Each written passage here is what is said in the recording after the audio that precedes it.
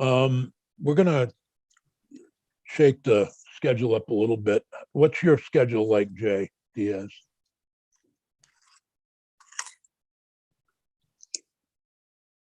Are you available a little later this morning? Good morning, all. Yeah, I am available until noon today. Okay, great. I'm gonna go to Ben, our legislative counsel. We asked for a couple of questions and he checked with NCSL. And maybe you could give us that information. And also on the web page, there is a document comparing Colorado and Vermont that Ben prepared for us. So maybe you could go over that, Ben? Yes, Senator Sears. Yeah, Ben Novogrodsky from the Office of Legislative Counsel. Yes, I did prepare the memo comparing S-254 with the Colorado law. That's its equivalent. I also did some follow-up concerning Senator Benning's and Senator White's questions from last round. And then I've done a lot of digging trying to find answers about the effect that this law may have on law enforcement agency insurance premiums.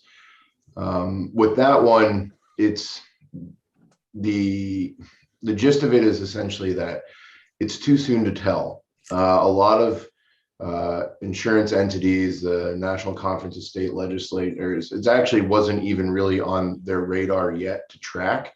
But the NAIC, I reached out to the New Mexico insurance regulators as well, and in Colorado.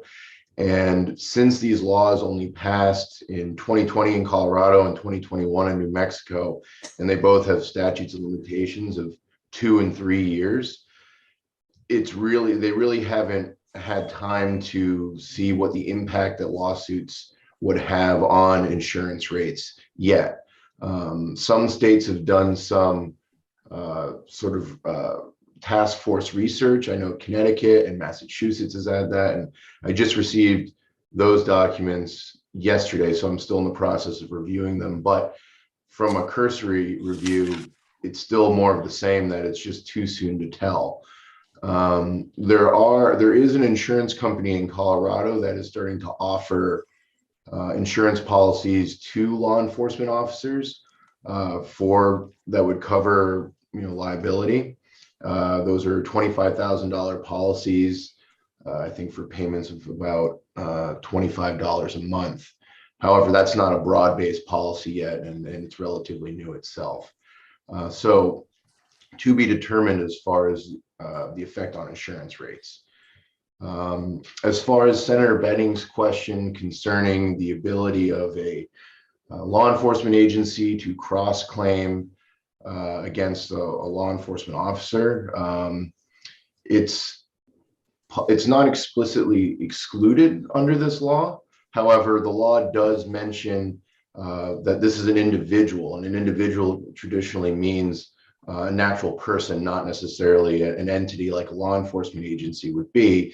So I believe that the language itself would preclude such an action against a law enforcement agent or a law enforcement officer. However, it's not explicitly excluded. Also, such affirmative conduct in litigation by a law enforcement agency could be construed as a voluntary waiver of its own immunity. And that would be a strategic decision that a law enforcement agency would have to consider. However, I view it as unlikely that an agency would undergo such affirmative conduct and expose itself to liability. However, there are differences when it comes to municipal immunities compared to state level immunities, and that requires a bit more research on my part. However, I think the long and short of the question is just that it's not explicitly excluded. However, I believe that the use of the word individual in the statute would preclude an agency from pursuing such an action. And then Senator White, a follow-up to your question as far as who would be on the, who would be considered the employer for, say, an investigator at the DLC or at the Secretary of State. And under the definition of Title 20, Section 2351A, a law enforcement agency is an employer of a law enforcement officer, and that definition includes those investigators. So their respective agency would be the person subject to, or the entity subject to indemnification. So it would be the Secretary of State would be the law enforcement agency in this case. Correct. Okay. At some point, I have another question to throw out to you for understanding, but I don't know when the appropriate time is, Senator Sears. I think after we hear from Okay. Wilder and Jay, I was hoping to have a little further discussion. I just thought it would be good while we were waiting for Wilder to get back from the Health and Welfare Committee. And I see she's on board now, so we will go to Wilder. Thank you, Ben. And we'll come back to you after we hear from Wilder and Jay Diaz. Thank you. Thank you. So am I up, Senator Sears? You're up. Thank you. For your record, my name is Wilda White, and I'm testifying here today as a policy and training consultant with the Department of Public Safety. I appreciate your having me back. There were some questions that were asked at the end of last session that we wanted to do some research on and provide some answers to. I heard the tail end of Legislative Counsel's testimony about insurance, and that information matches our own. There is an insurance company called Primus Insurance Company that is offering policies to Colorado officers based on their statute for $300 a year. Also, the Fraternal Order of Police increased their dues by $7 a month for law enforcement officers based on the increased liability from that Colorado statute. But as I said last time, the Colorado statute is not really instructive about what might happen in Vermont, because the Colorado statute is much narrower than the statute that you have in front of you. And interestingly, when I was listening to the testimony this morning, it seemed that most people were only testifying about 1/3 of this bill. Attorney Slay, Stephen Gillen, and Mia Schultz were really talking about constitutional violations. Attorney Slay in particular talked exclusively about constitutional violations. This bill that you have before you is much broader than constitutional violations. It includes statutory violations and violations of common law.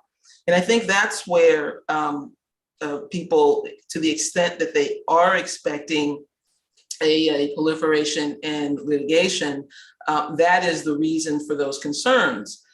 Because, currently in Vermont, you can sue people, you can sue law enforcement officers for violations of some common law. And they do have a state qualified immunity, which is a different test from the federal constitution, what they apply in federal courts, and what they apply particularly in Section 1983 actions.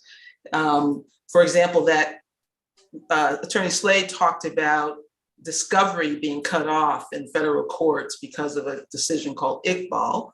That case is Iqbal versus Ashcroft. It was decided by the U.S. Supreme Court in 2009.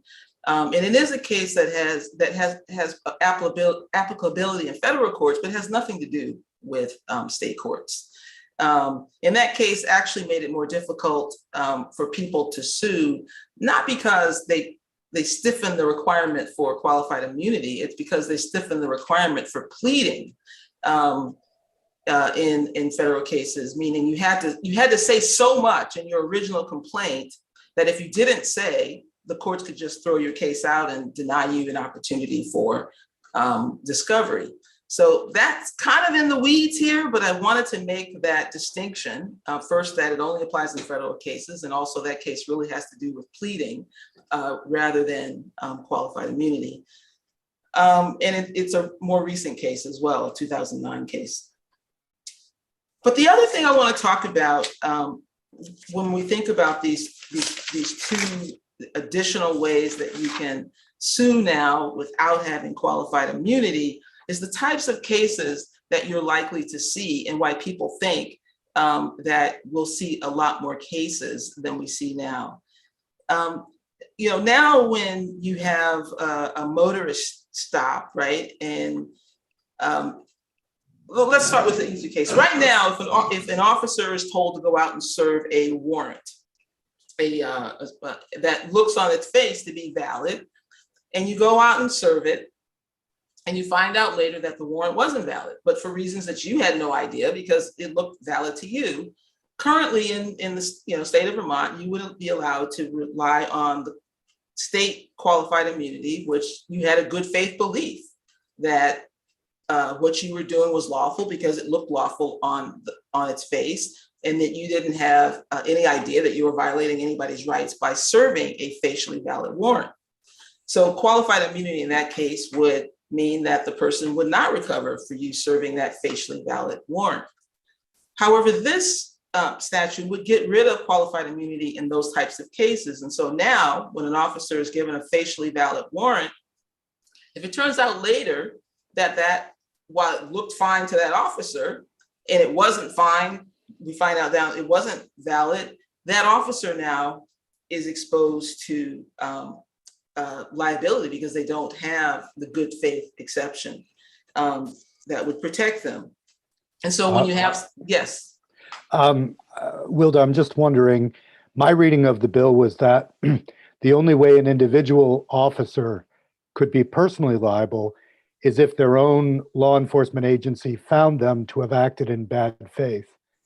So I find it, with your example, it's hard for me to believe that there could be a situation where that would be the case. Thank you for allowing me to be more clear, because I'm not really talking about this from a police officer's personal liability. And you're right, I'm talking about it in terms of taxpayers, because this has an indemnification provision. And so any judgment that's rendered is going to be paid by somebody, and it's going to be paid by taxpayers.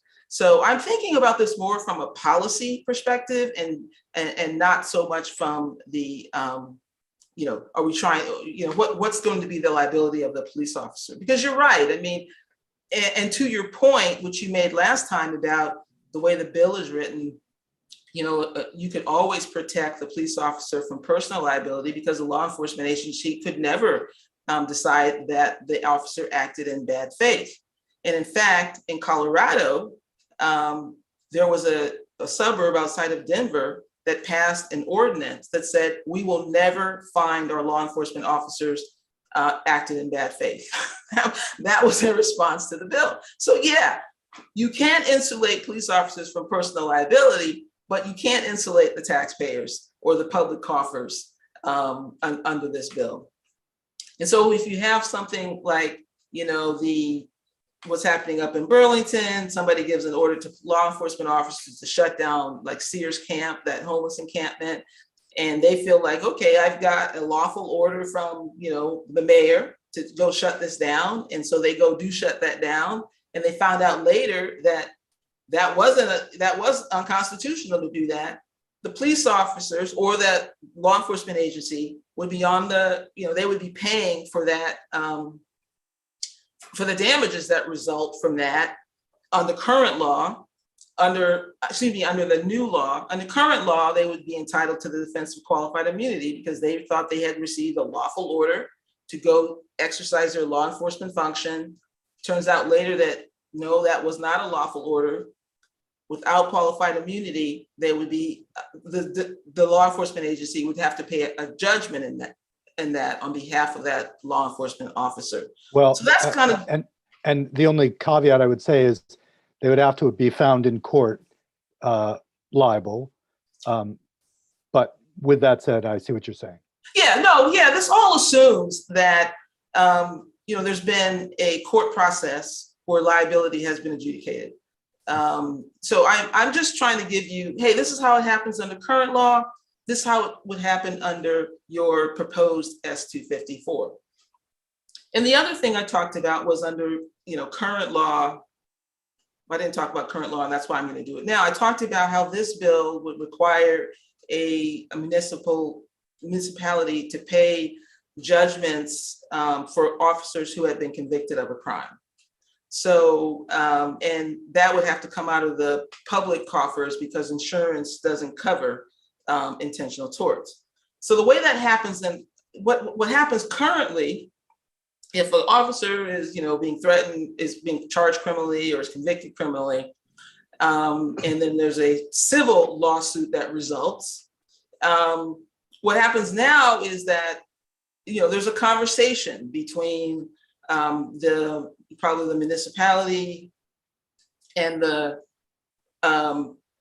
person who's suing that officer for civil liabilities. They'll say, hey, look, we don't have insurance coverage if you go to trial and get a verdict, and this officer can't pay any verdict.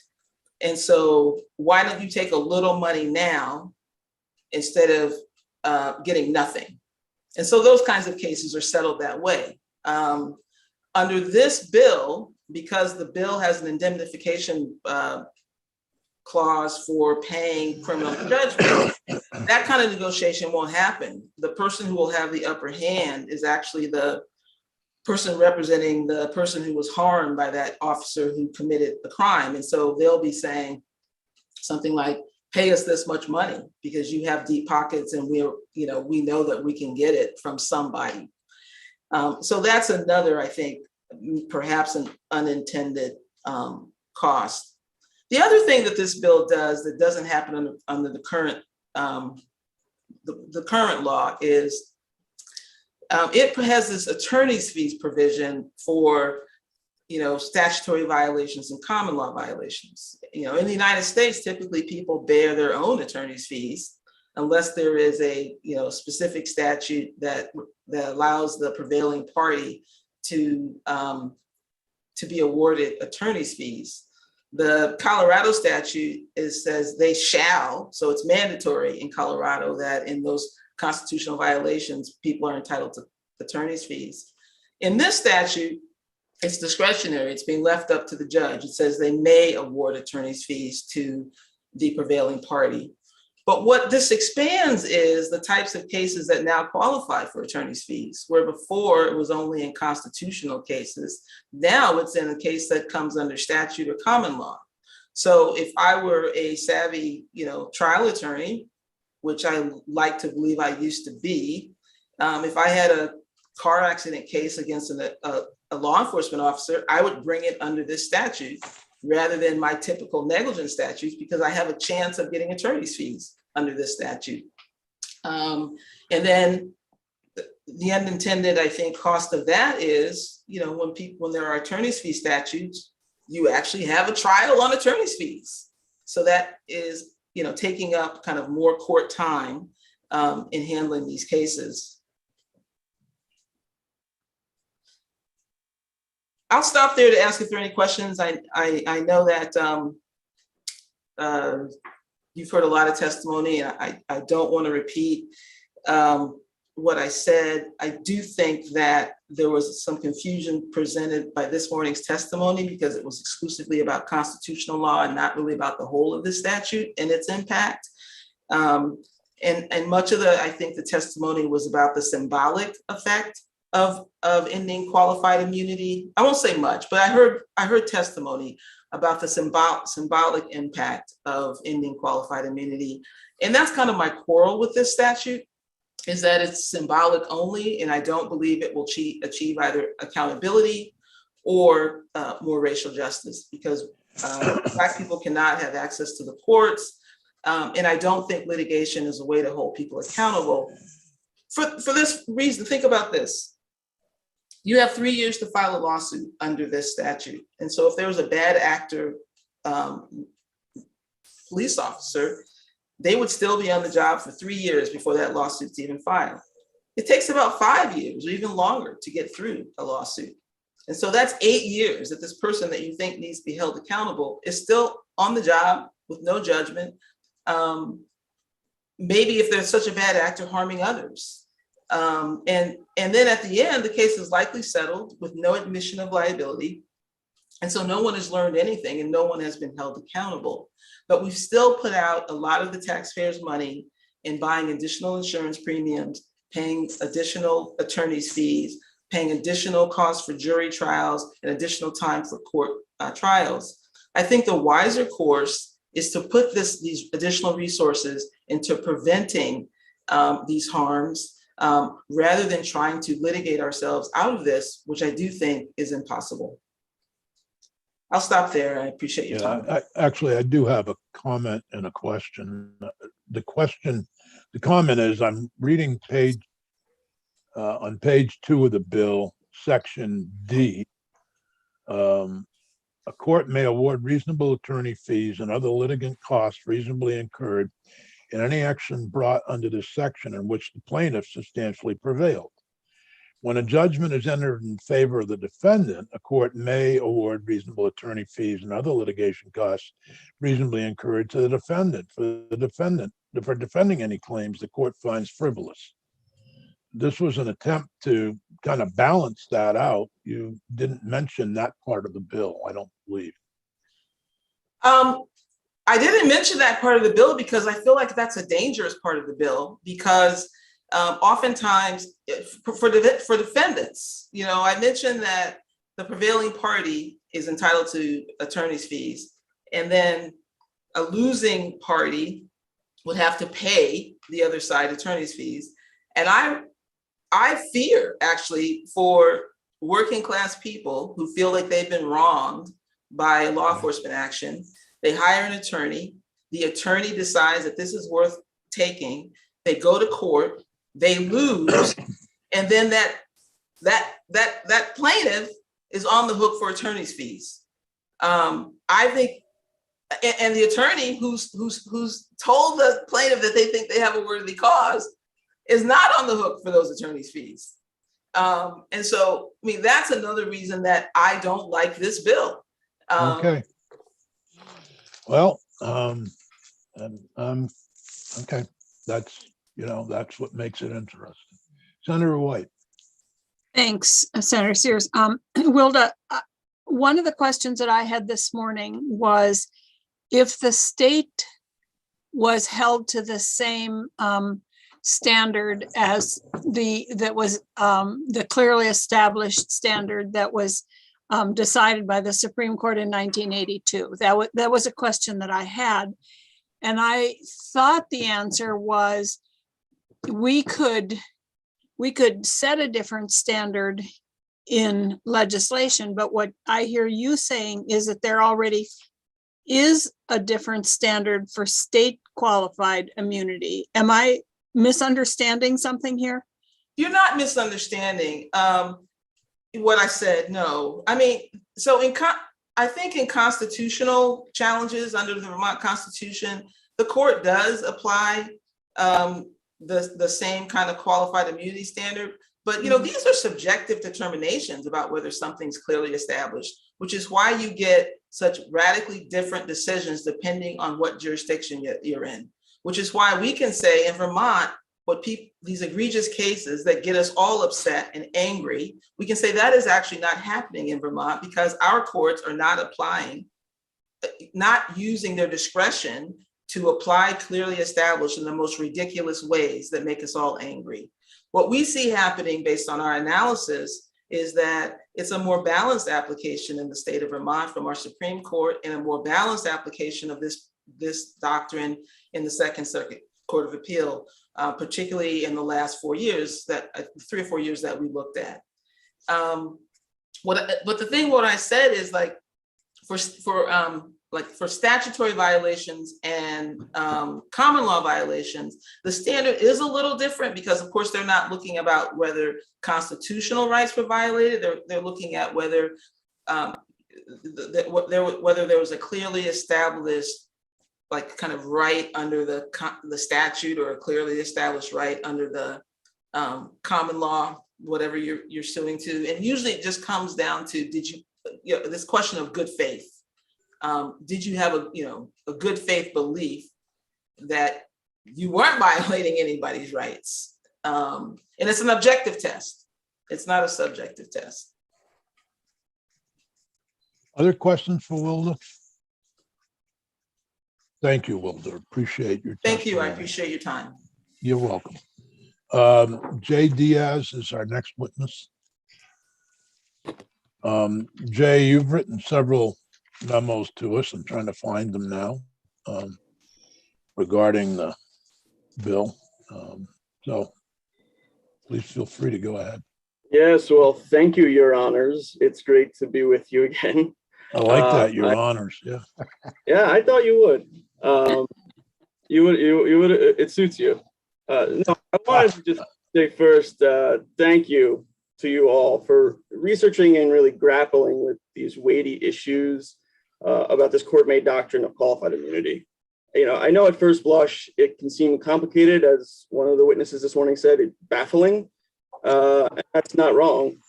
But in the end, qualified immunity is about one thing, one simple thing: privileging state employees and insurance companies over the rights violations of victims.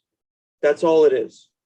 It's privileging one group over victims of rights violations. And that's what S-254 seeks to correct. S-254 is about leveling the playing field, nothing more. Now, I want to talk about the follow-up letter I wrote, and it's really in reference to law enforcement's testimony.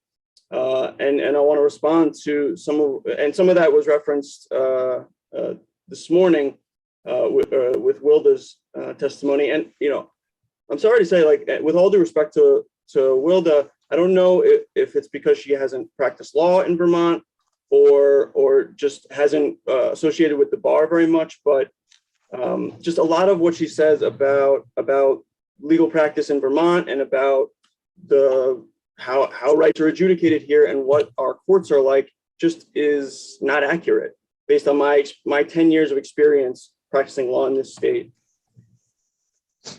So the first thing I'll say is just about the Colorado statute.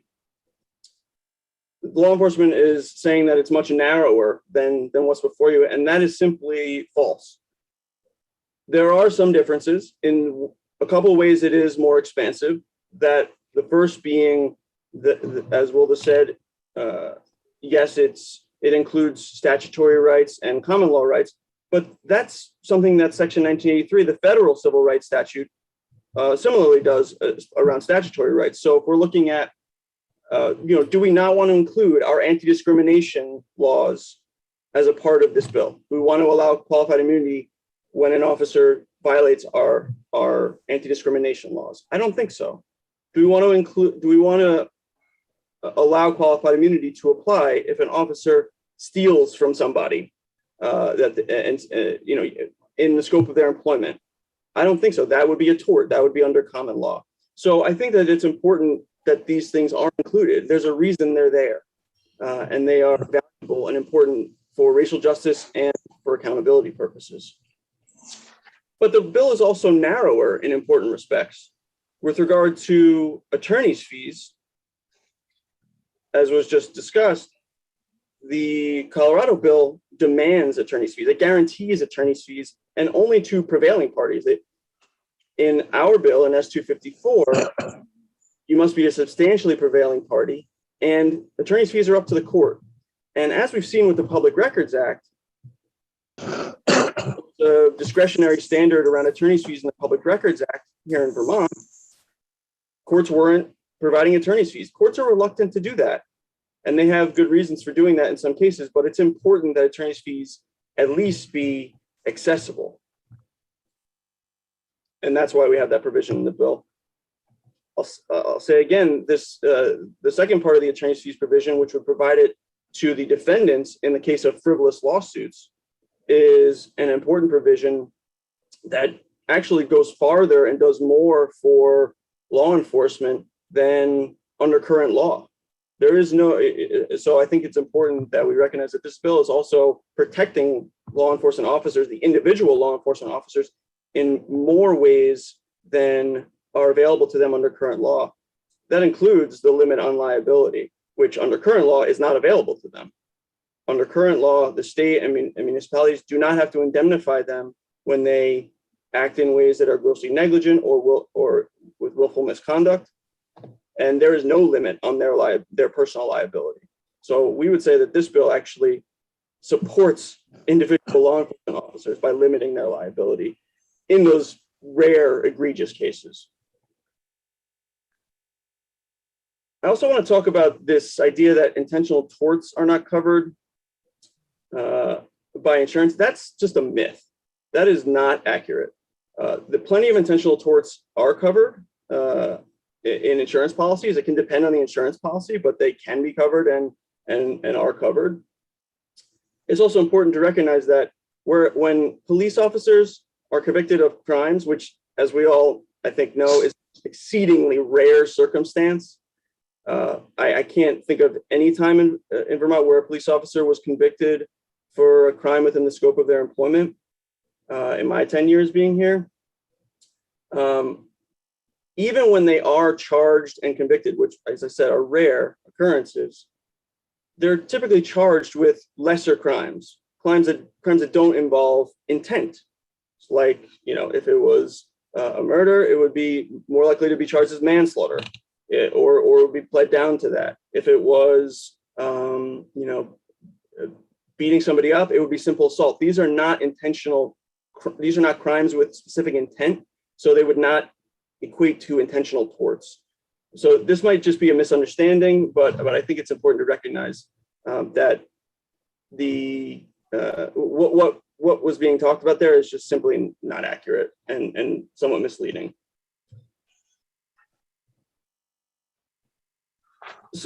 So I think there are several other pieces to talk about here that have been discussed this morning. Is qualified immunity applied the same in Vermont as it is in the rest of the country? The answer is unequivocally yes.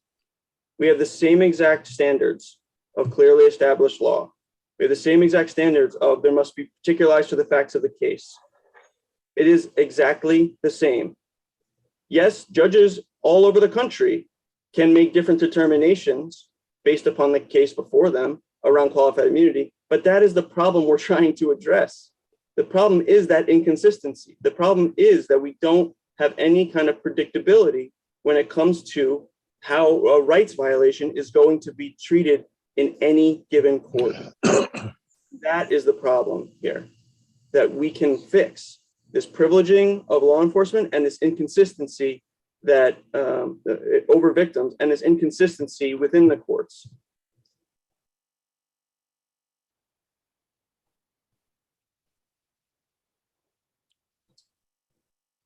I think it's clear based on the testimony that law enforcement, at least their representatives, are just not understanding what this bill actually does, that it can offer more protection to them in some ways, and in most ways really isn't about law enforcement at all.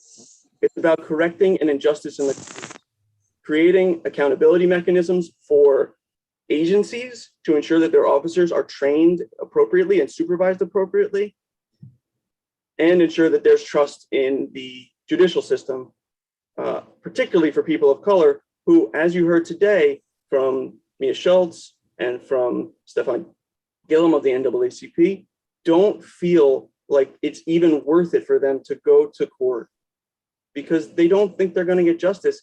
And in many circumstances, they're right. They have good reason to be. It's important to recognize the impact that these legal doctrines that are only exist because the legislature has not acted, the effect they have on communities of color and communities all over the state. The last couple of things I'll say quickly in response to some of the testimony we've heard is that qualified immunity has nothing to do with frivolous lawsuits. It doesn't prevent them or encourage them. It can't prevent but it does prevent victims with meritorious claims from accessing justice. And actually, under this bill, more will be done to prevent frivolous lawsuits based on the attorney's fees provision I talked about than under current Vermont law. Lastly, it's important that we make it clear that there's no reason to think that more civil or constitutional rights cases against police officers will be brought in in state court, that there will be any kind of flood of litigation. The fact is, the bar of this state is an honorable one. We take our job seriously as officers of the court. And I think we only want to bring cases that are meritorious, that are serious, and that will lead to meaningful change in the system and for, of course, our client. There is no reason to think that cases that are unmeritorious will be brought. And I think it's really important that we just question whether that's what that's going to be like. That is not the Vermont way. We are not actually a very litigious state compared to others, and I don't expect us to become more litigious because we eliminate this one legal doctrine. So, I just want to reemphasize about how qualified immunity, what it does, preventing access to justice, it really leaves victims out in the cold. And I think in the follow-up testimony I provided, a follow-up in writing, trying to respond to Senator Benning's questions about some of those cases. Those were Vermont cases where the individuals, where the courts found, yes, the police violated your rights, but no, you are not going to get any kind of justice. The judgment will actually be entered against you. And in one of those cases, I found out that person actually had to pay the costs for the defendant police officers' attorneys. So I think there's a lot of injustice going around that needs to be corrected. You don't have to take my word for it, on the fact that cases people are not bringing cases when their rights are really violated because of qualified immunity. You can look at some of one of the concurring opinions of a Second Circuit justice, Guido Calabrese, who's renowned justice up there with some of the ones lawyers really look up to. He talked about it in an opinion, talking about how, he asked, why don't these cases go to court? He said the reason is obvious. People who want to bring a case either might not know they could bring a case, know how to do it. And even if they go to a lawyer, the lawyer is going to tell them, you're right, you can sue if you want, but I can't take your case because the odds are too great that though the behavior was wrong, and I'm quoting here, under current precedent, you won't win. And this is how it results. This is how people are prevented from accessing justice. He's talking about qualified immunity. Now, law enforcement has not dealt with any of the issues that we're really focused on here, the issues of access to justice, what we should be providing to victims of rights violations. And I think that, again, the misstatements really lead me to believe that the law enforcement community just is not understanding what this bill does. I think, as David Slay said, removing qualified immunity in a lot of ways benefits law enforcement. And that scrutiny, frankly, is a good thing. It makes us all better. That's why we have transparency laws. That's why we have rights. That's why we can go to court. But in these instances, those courthouse doors get slammed shut far too often on people who deserve justice. As Stefan and Mia said this morning, not only will we be able to ensure justice for victims, but we will improve our culture of accountability. We will ensure that people will be able to come forward. And frankly, we'll ensure that it's not a waste of their time to do so. Because when we waste people's time, people who have had their rights violated, who have had excessive force used against them, when we waste our time by going to court and then we investigate and then we say that you can't do it, or we can't take the case because of qualified immunity, or even if the case gets through a little bit but qualified immunity ends the case, even though the court finds their rights were violated, it not only wasted their time, it re-traumatizes them. And that is not the experience we want our clients to have. That is not the experience anyone who's had their rights violated should have to go through. So I'll close with this is again about leveling the playing field, making sure victims have their day in court, a fair shot, which is what they don't have right now. And this is what Vermonters want. As I said last time I was here, almost 75% of Vermonters believe that qualified immunity should be eliminated for law enforcement. Full stop. Thank you. Jay, I'm sorry, Senator Sears, go ahead. a quick question. Now, I know there was a case, there are probably dozens of them, but that you've been involved with, where the community settled long before you got to court, or before you got to court. Obviously, the threat of going to court was there. In those cases, would this bill law make any difference? This bill would make an enormous difference. It would mean that we would be able to tell people you're going to have your rights adjudicated and it's going to be easy for you. This bill would ensure that attorney's fees were possible, that cases wouldn't go on, and even if you win on the legal issue, you lose on qualified immunity and therefore get no attorney's fees, no judgment, no compensation for the victim's injuries. Again, we don't want to waste people's time, and that's what we'd be doing if we brought certain cases right now in state because of qualified immunity, even though we feel that their rights were violated and we want to fight for those rights. That's the business the ACLU is in, of course. So it's happened in a number of situations, and we have to tell people, we're sorry for what happened to you. Unfortunately, there's nothing we can do about the current state of the law until it changes. We often tell them to call you folks in those instances. Yeah. One of the things that I feel bad about, and you don't need to answer this if you don't want to, but one of the things I feel bad about is after I announced that I was going to be a sponsor of this bill, a lot of people felt like I had betrayed law enforcement, that I had caved to the left wing of the party, that I was, betraying law enforcement, that it was all about that. And I feel badly about that.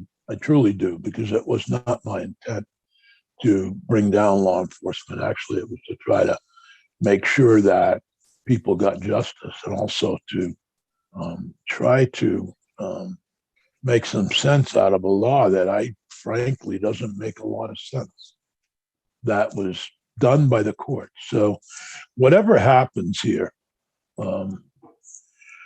whether the bill gets out of this committee, whether the bill gets changed dramatically, which most bills do, this is the first time in 50 years or whatever, since the 1960s, when the Supreme Court came up with the idea of qualified immunity. It's been discussed by the legislature and not in the courts. So for that, I'm grateful to all the witnesses. And if you'd like to comment, Jay, feel free. Any other committee member at this point too. Thank you, Senator. Yeah, I just want to say the ACLU is not an anti-police organization. We also have represented police, like David Slay. We've represented police officers numerous times here in Vermont and around the country.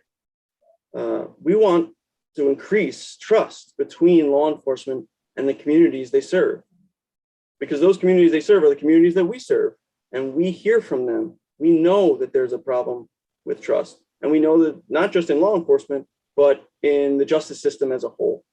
That's part of what this bill seeks to achieve. If people can have more faith in enforcement and the justice system, we as a society will be more just.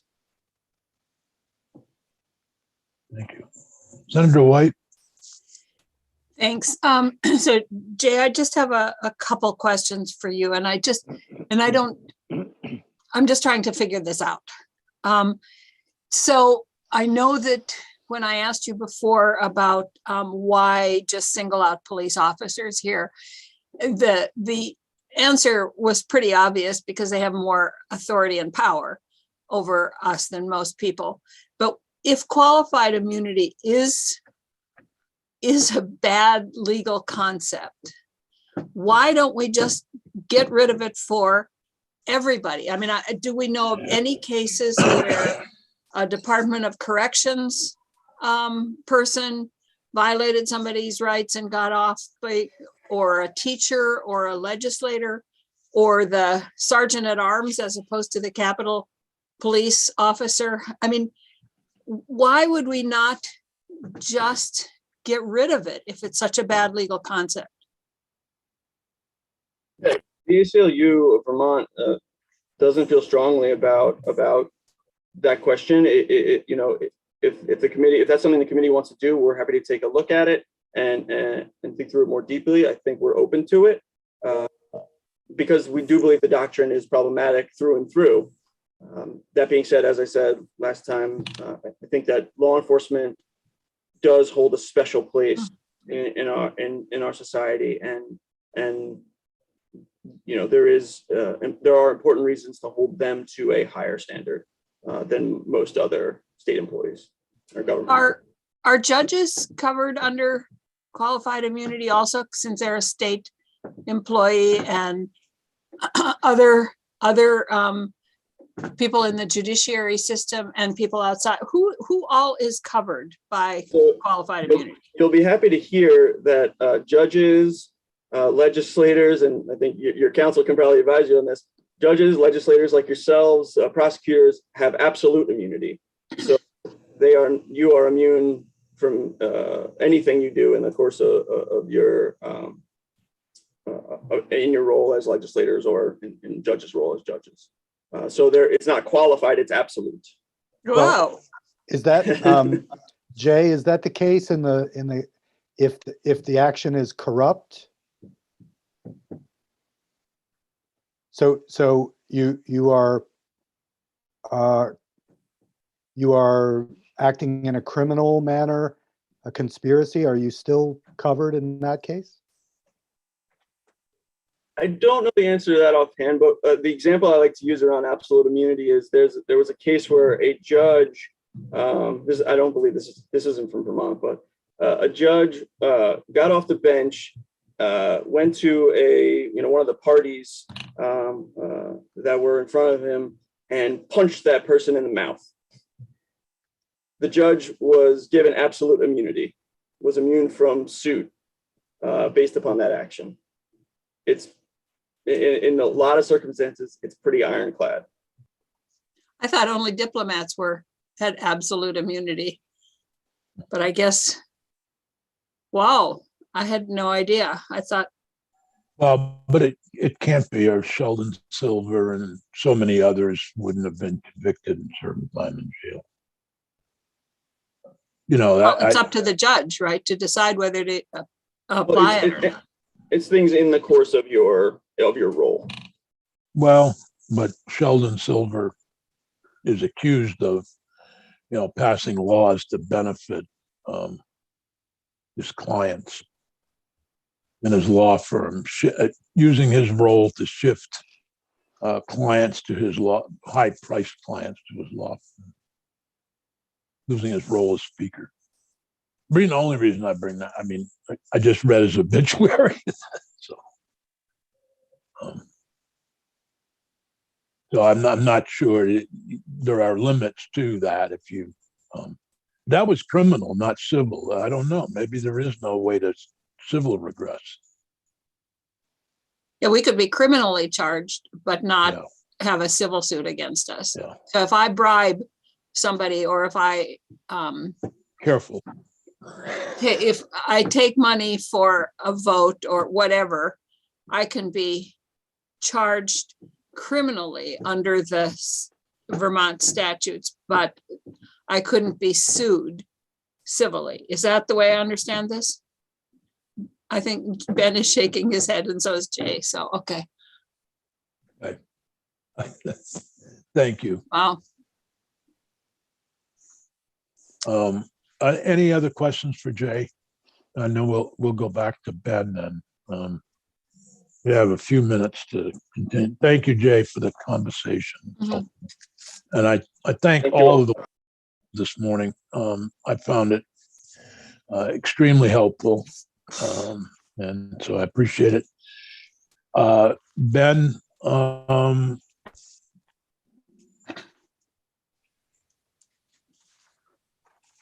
Yes, Senator Sears. yeah, your memo. Now I got to find it because I just threw it somewhere else. Here it is. Your memo talks a little bit about, and we've talked a little bit today about the differences between Colorado and Vermont. Can you kind of cover that for us? Sure. I'm happy to compare the two, the bill here and the law as well. And I can also, attempt to clarify some of the questions as far as immunity and everything, but I can take those in turn after the review of the two laws, of the bill and the law. So S-254, as has been said, does differ, but is similar to the Colorado law.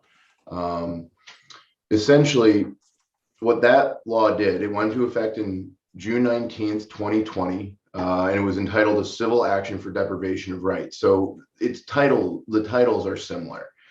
And specifically, S-254 does create a broader basis under which an individual can bring an action against a law enforcement officer. As we have talked about, constitutional violations, statutory violations, and common law violations.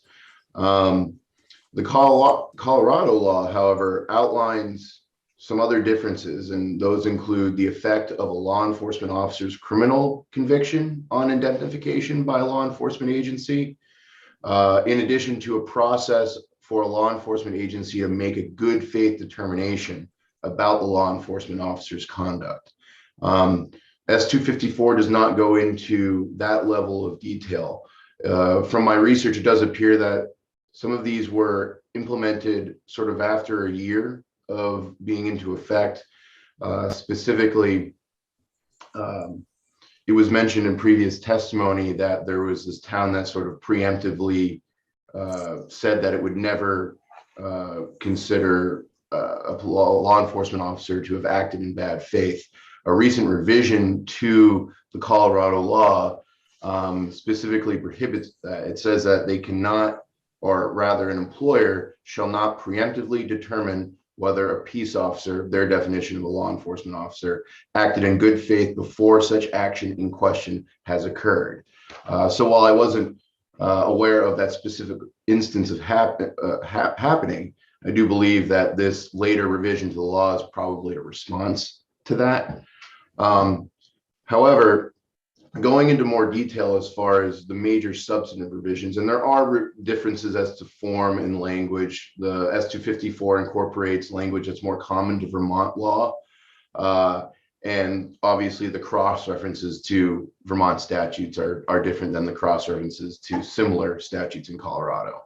But the main major substantive difference that's been talked about a lot is the broader basis under which a claim could be brought.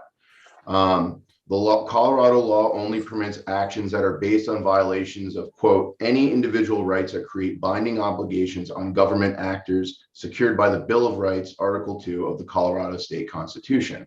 So, for example, one such right and corresponding obligation that's contained in that article is Colorado's search and seizure provision.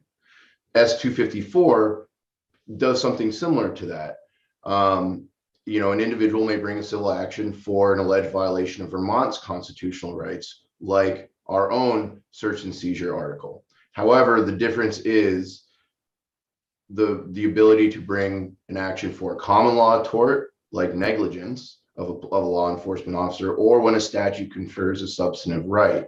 So those would be things that could be like an excessive use of force, which we have set statutory standards around, or the use of electronic recordings during custodial interrogation and the rights associated with that, or drone surveillance, and the warrant and other exigency requirements by law enforcement in those. So those are other statutory violations that could be brought if an individual officer had a role in that, in this case. So again, broader bases for an action to be brought under this section than just the constitutional violations that Colorado has. And can you give a couple examples of common law? What would be under, I understand statutory because that would be in the green books, Sure. like the use of drones, but give me a couple examples of common law, because I'm not sure, I'm not an attorney, so I have no idea what that means, really. So, yeah, of course, and those would be what previous testimony said, you know, intentional torts, which would be assault, battery, potentially false imprisonment, or negligence, which would be, you know, a law enforcement officer has a duty to act in a certain way. He breached that duty, and then there was a damage that resulted from that. So those would be those common law torts as opposed to statutory rights that would be swept in by this statute, by this bill. So I have, in one of my notes somewhere here, I have written down defamation of character. I have no idea why I wrote that down, but I wrote it down under common law. Yeah, that is a common law tort as well.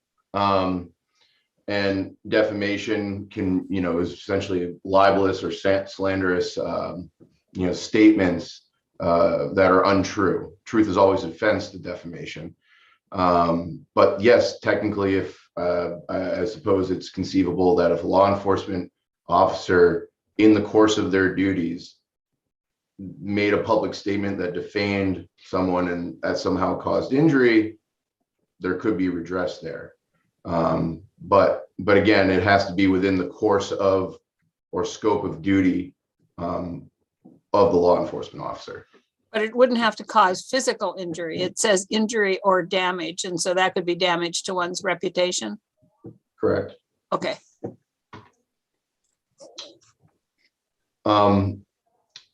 Going forward on the differences between the two, the scope of immunity that's waived is also different in S-254 compared to the Colorado law. Colorado does explicitly exclude qualified immunity. The way S-254 is written, if you look at subsection C of proposed 5607, it talks about common law doctrines of immunity as a defense to liability. So that would include what we were talking about earlier, both absolute immunity and qualified immunity.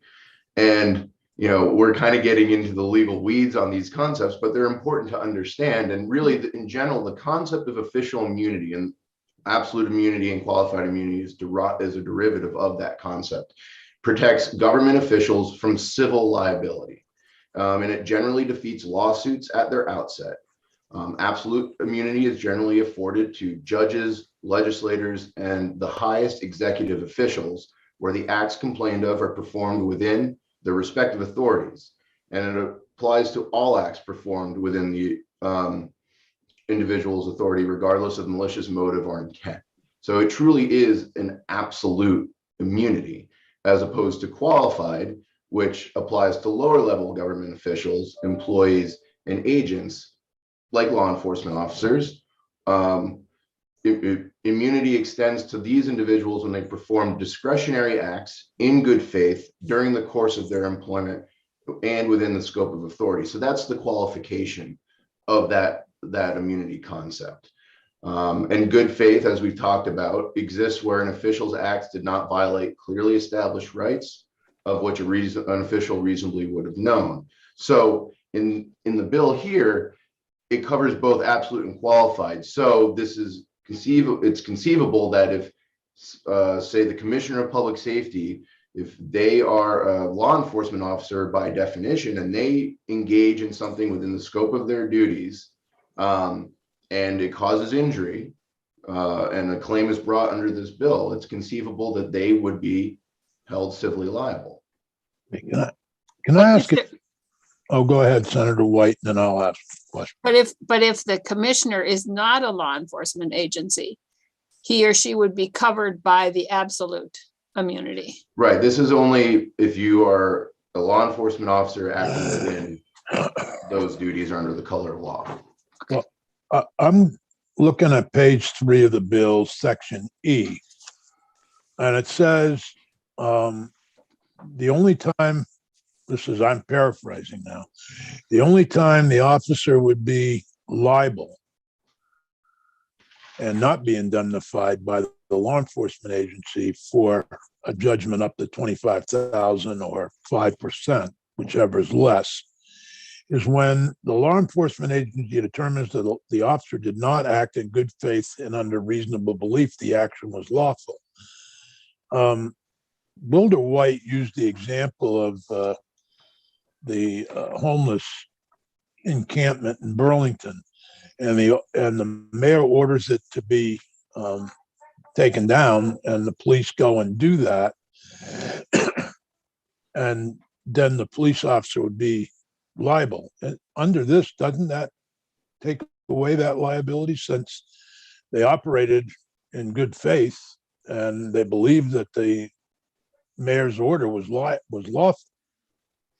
Well, every situation is fact dependent, so I have to qualify it by that. But in that situation, while this gets rid of qualified immunity as a defense, it doesn't get rid of traditional affirmative defenses that are used in civil litigation. So, for instance, there is the concept of a good faith defense that could potentially be pled by a law enforcement officer in that circumstance. So, and again, this concept of qualified immunity and what is considered clearly established law, it really is, good faith, clearly established law is within that good faith analysis.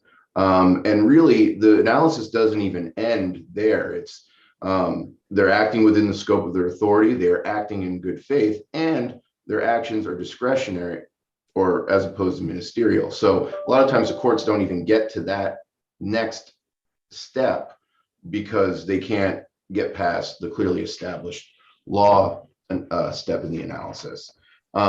So while qualified immunity would not be available and good faith is part of that, the affirmative defense of good faith could conceivably be used by the officer in civil litigation. So I don't think under this law that it gets rid of that defense from that concept as opposed to the qualified immunity concept. If that answers your question, Senator Sears. Very helpful, Senator Ben. Thank you. Other questions for Ben or comments?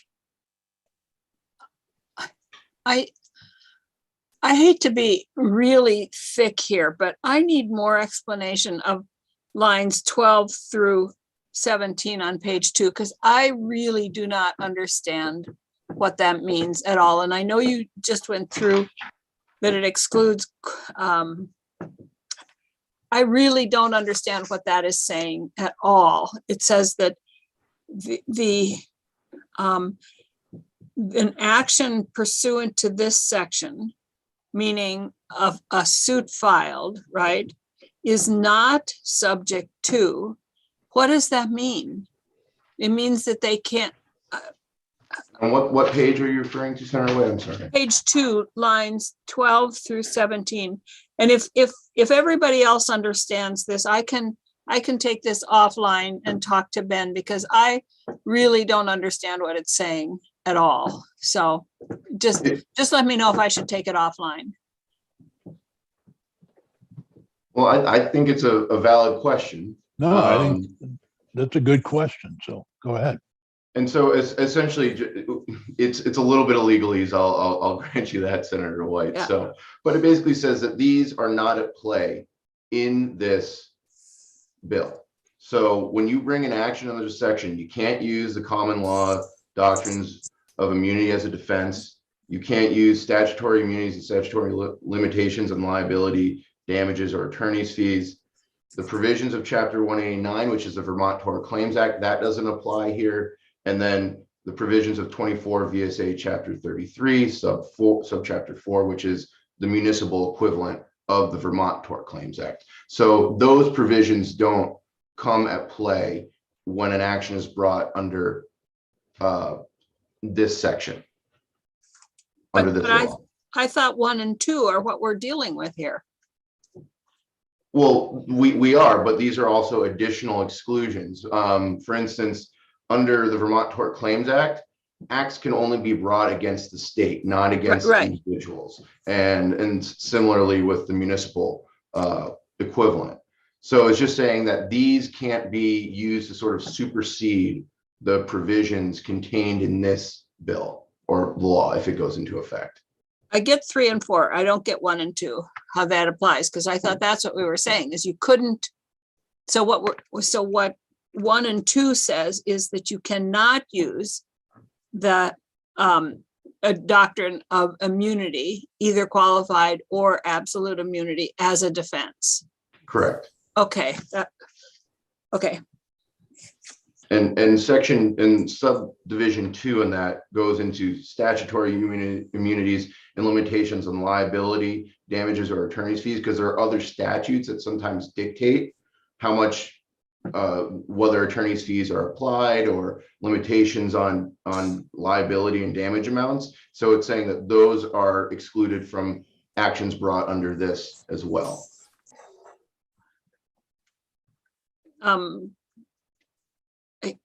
Joe, he's not looking at you, so. No, he's not. I understand. I'm sorry, Hi, Joe. Senator Betting. I was looking at the bill.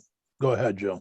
So Ben, tell me, what are the statutory immunities and limitations that we are now eliminating under this bill?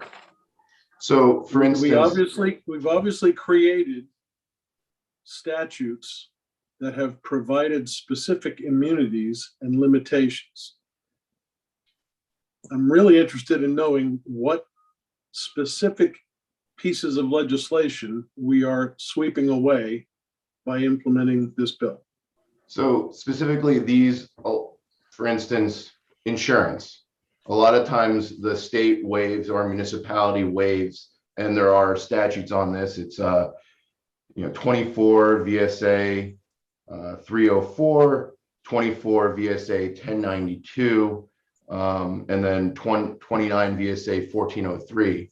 Those are statutes that talk about insurance coverage, and there's this concept, and it's actually written in statute as well, that the state or municipality can waive its immunity to the extent of its insurance coverage. So that's saying in this case, those wouldn't apply here. And the provisions that we're talking about as far as indemnification and insurance and payment, those come into play as far as what would apply in this potential statute. So this statute does not deal with the government entities that are being sued. It deals with the individual officer. Mhm. Are there any statutes that surround individual officers for protection purposes that this statement is eliminating? Well, traditionally, and under statute, the state or municipality essentially represents claims against individuals within its jurisdiction. So That would not be happening now with this bill. well, correct. And what it's saying is that rather than the state having to, or a municipality having to come in and represent a law enforcement officer or a state police officer, they themselves have to defend themselves or pursuant to the contours of this bill. But they don't have to pay except for $25,000 if they act in bad faith. So while they have to hire their own lawyer to defend them, if they're found to be liable, then the agency would pay. Correct. That's the limitation on liability for the officers, that $25,000 or 5%, whichever is less. But they have to hire their own attorney and Yes. What if you took that out? Okay. No, I mean, what would happen? Well, if you took that out, then the traditional representation, or you know, it's you could also call it kind of a form of indemnification when the state or municipality is providing an attorney, they would still be able to do that if you were to take that provision out. Yeah, I mean, I don't mean take out I meant just take out the 5% or 25,000 so that the police officer, obviously there are cases where police officers, you know, the George Floyd, the police officer there obviously had to hire his own defense team. So, you know, there are cases that go beyond. So I'm just curious of what the impact would be. So the individual police officer, you know, you don't have that requirement, whether it was good faith or reasonable belief. I mean, they sue the police officer, but the town of Bennington or St. Albans or whatever is indemnifying, is providing the insurance as it is today. Mm-hmm. So if you were to take out the 5% or 25,000, I mean, it would essentially indemnify them completely. Well, but they still be held responsible under. I mean, when you Right. limit it to, I'm not sure what, in reality, what that does. Well, so if you were to eliminate the personal liability on the officer to $25,000 of 5%, if essentially they act in bad faith, then the law enforcement agency would step in and cover them completely. So they can be found civilly liable. But I heard from several town managers that that's what they were going to do. Okay, well, that's ultimately up to the municipality or the law enforcement agency to make that determination. If they don't make the determination, then they can completely cover any liability that is attached to the officer. And again, if you look at subsection F, and Senator White, I believe this is a concern that you had raised earlier. The effect of that is that no matter what, if that person, if the law enforcement officer can't make the payment, then either the law enforcement agency or the insurer will cover that payment. Right. I just got this feeling that this has placed a lot of pressure on, as law enforcement reads it now, they're, you know,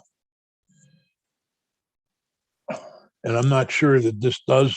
I mean, I suppose it could be, you know, 2,500, not 25,000, or it could have been 100,000. I mean, I'm not sure.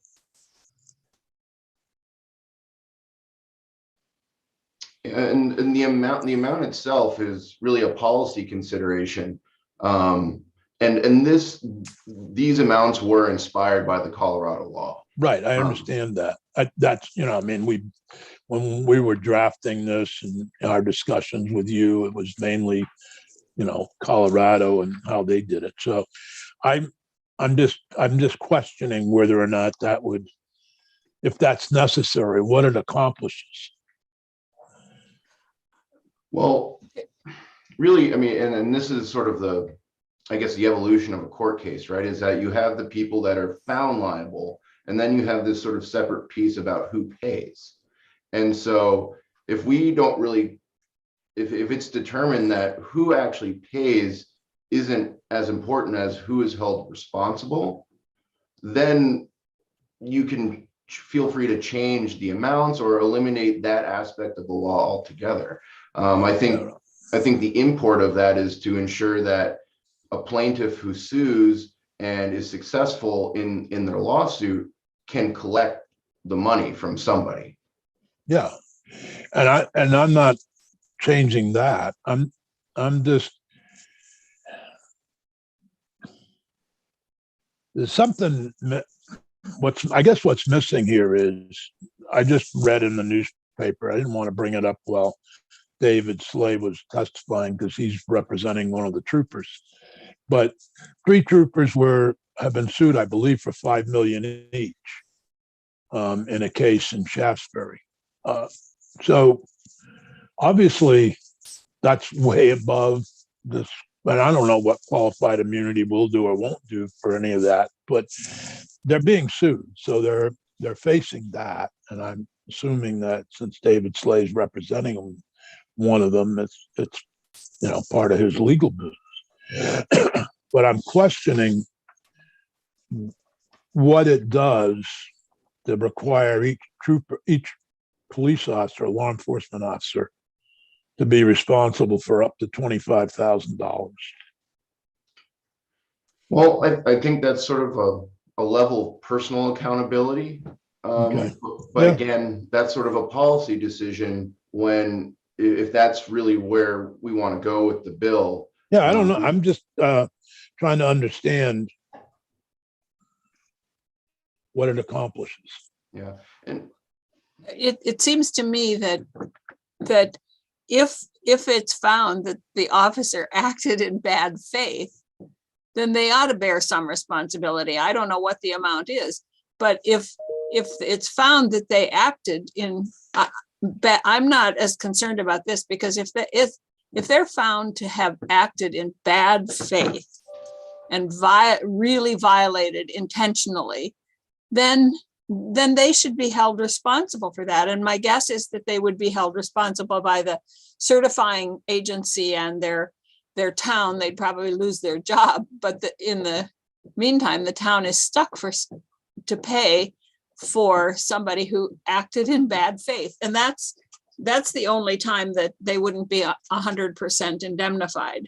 So I have less concerns about that than still about lines 13 and 14. I still don't understand that. Well, it being noontime, I think we should probably call it a day.